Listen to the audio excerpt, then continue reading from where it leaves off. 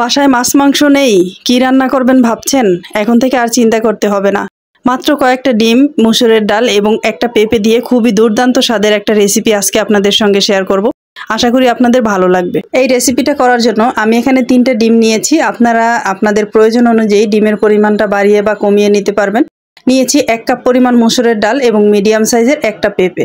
প্রথমেই ডিমগুলোকে আমি সিদ্ধ বসিয়ে দিলাম, আর এখন হচ্ছে ডালটাকে 2 থেকে 3 বার পানি চেঞ্জ করে করে ধুয়ে এটাকে একটু ভিজিয়ে রাখবো এবং এদিকে পেঁপেটাও কেটে নিচ্ছি। অনেক সময় পেঁপে কাটার সময় অনেকের হাত চুলকায়, সেক্ষেত্রে হাতে কিছুটা সরিষার তেল মাখিয়ে নিলে আর হাত চুলকাবে না, অথবা আপনারা গ্লাভস পরেও পেঁপেটা কেটে নিতে পারেন।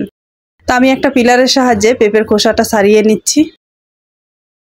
এক কথায় কাঁচা পেঁপেকে সুপারফুডও বলা হয়। মানুষের শরীরের ভিতরের বিভিন্ন প্রয়োজন দূর করতে কাঁচা পেঁপের জুড়ি নেই। এছাড়া কনস্টিপেশন, অ্যাসিডিটি, পাইলস এমনকি ডায়রিয়া রোগের মহা ঔষধ হিসাবেও পেঁপে খাওয়া হয়। শরীরের অতিরিক্ত চর্বি গলাতে পেঁপের কোনো জুড়ি নেই, তাই যারা ডায়েটে আছেন তারা অনায়াসে পেঁপে খেতে পারেন। এছাড়া নিয়মিত পেঁপে খাওয়ার কারণে শরীরের ভিতরের সব প্রয়োজন দূর হয়ে ভিতর থেকেই আপনার শারীরিক সৌন্দর্য ফুটিয়ে তুলবে। এছাড়া পেঁপের রয়েছে আরো নানান গুণ, তাই পেঁপে খাওয়াটা ছোট বড় আমাদের সকলের জন্যই ভীষণ উপকারী। পেঁপে খুবই একটা পানসে সবজি হওয়ায় এটা সহজে হজমযোগ্য, তাই রোগীর পথ্য হিসাবেও পেঁপের কোনো জুড়ি নেই।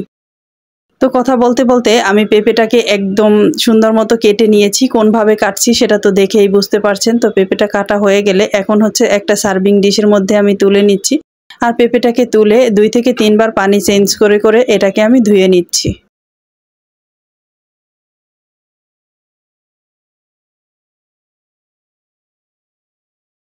পেঁপেটা ধুয়ে একটা সাইডে রেখে দিচ্ছি, আর এখন একটা প্যানের মাঝে এখানে প্রায় 4 টেবিল চামচ পরিমাণ সাদা তেল আমি দিয়ে নিলাম।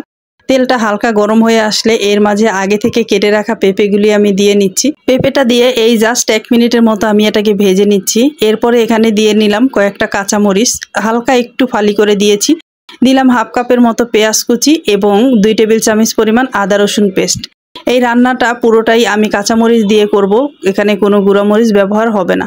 তো সব উপকরণ দেওয়া হয়ে গেলে এখন হচ্ছে আগে থেকে ধুয়ে পানি ঝরিয়ে রাখা মসুরের ডালটা দিয়ে নিলাম। ডাল দেওয়ার পরে আরো 2 মিনিট আমি এটাকে ভেজে নিব। এবারে একে একে গুঁড়া মশলাগুলি অ্যাড করে নিচ্ছি। এখানে আমি দিলাম 1/2 টেবিল চামচ পরিমাণ হলুদের গুঁড়া এবং 1 টেবিল চামচ পরিমাণ ধনিয়ার গুঁড়া। এখানে ধনিয়ার গুঁড়ার পরিমাণটা একটু বাড়িয়ে দিয়েছি, কারণ মসুরের ডালের সঙ্গে ধনিয়ার গুঁড়াটার ফ্লেভার আমার ভীষণ ভালো লাগে, তাই আমি বাড়িয়ে দিয়েছি। আপনারা চাইলে 1/2 টেবিল চামচ পরিমাণ দিয়ে নিতে পারেন। এখানে আমি লবণও দিয়েছি, কিন্তু সেটা স্কিপ হয়ে গিয়েছে। আর সব মশলাগুলি দেওয়া হয়ে গেলে এরপরে আমি হচ্ছে 1 কাপের মতো পানি দিয়ে এটাকে সুন্দর মতো কষিয়ে নিয়েছি।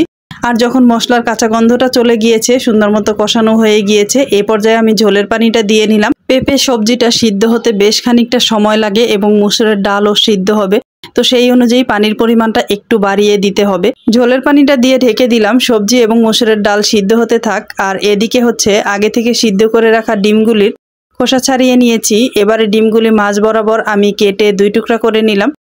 এখন হচ্ছে এই ডিমের সঙ্গে সামান্য একটু হলুদের গুঁড়া এবং লবণ মাখিয়ে ডিমগুলিকে আমি ভেজে নিব।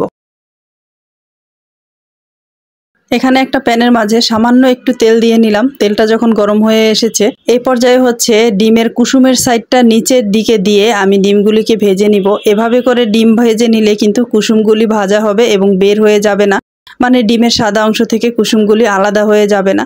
তো উল্টে পাল্টে ডিমগুলি ভাজা হয়ে গেলে এখন এটাকে আমি তুলে নিচ্ছি এবং এই প্যানের মাঝেই আমি প্রথমে দিয়ে নিলাম 4 থেকে 5টা শুকনো মরিচ। শুকনো মরিচটা হালকা লাল লাল করে আমি ভেজে নিব। এটা যখন ভাজা হয়ে গিয়েছে, এর সঙ্গে আমি মিডিয়াম সাইজের একটা পেঁয়াজ কুচি এবং দেশি কয়েকটা রসুনের কোয়া খুলে নিয়েছি, সেটাও দিয়ে লাল লাল করে ভেজে নিলাম।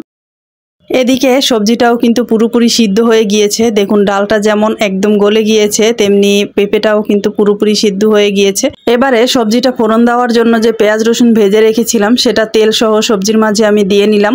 দিয়ে ভালোভাবে নেড়েচেড়ে মিক্স করে দিচ্ছি। এই ফোড়নটা কিন্তু অবশ্যই দেওয়ার চেষ্টা করবেন, কারণ এই ফোড়নের কারণে এই সবজিটার টেস্ট দ্বিগুণ বেড়ে যাবে।